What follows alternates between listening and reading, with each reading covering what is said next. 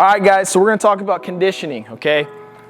Conditioning options, okay? This guy's pretty skinny, right? He's probably a marathon runner. There's not much meat and muscles on him.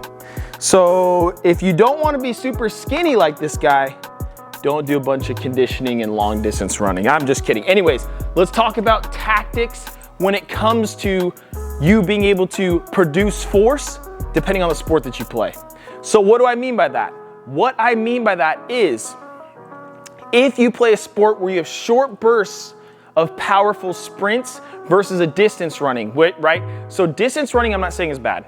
Not bad to do every once in a while to keep the healthier system solid, totally good. But if you're playing a sport and your goal is to be as fast as possible, as quick as possible, you wanna make sure that you're working on power aspects. How do I do that? Say you pick a sprint, this is just hypothetical, okay? Let's just say baseball, okay? Or let's do softball, right? Say softball, you're gonna run essentially 60 feet, which equivalates to how many yards?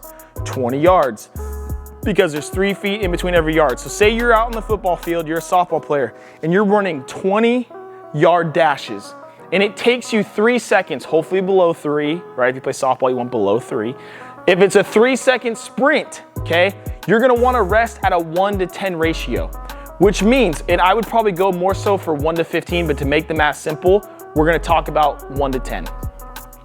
The 1-to-10 ratio has been found to actually allow your body to recover so you can produce force again. If you go too quickly into doing the sprint right away, you're gonna not be working on power aspects, okay? Now, what do I mean by that? 3-second sprint, that's how long it takes you. You're gonna rest for, multiply by 10, 30 seconds. If you wanna go and double that and do it for a minute, totally fine, because you're gonna recover even more, sprint from there.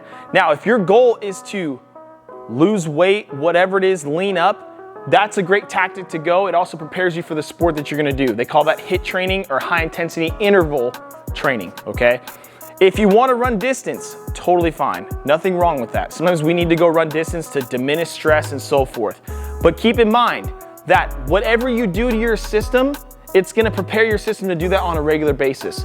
What do I mean by that? If I play a sport, say I'm a football player, running back, and I do sprint, sprint, sprint, sprint, nonstop, cut, sprint, and my main form of conditioning is doing a long distance run or even like a 100-yard dash over and over and over again with not enough rest, it's gonna slow me down over time because we can't produce a lot of force over a long period of time. That makes sense?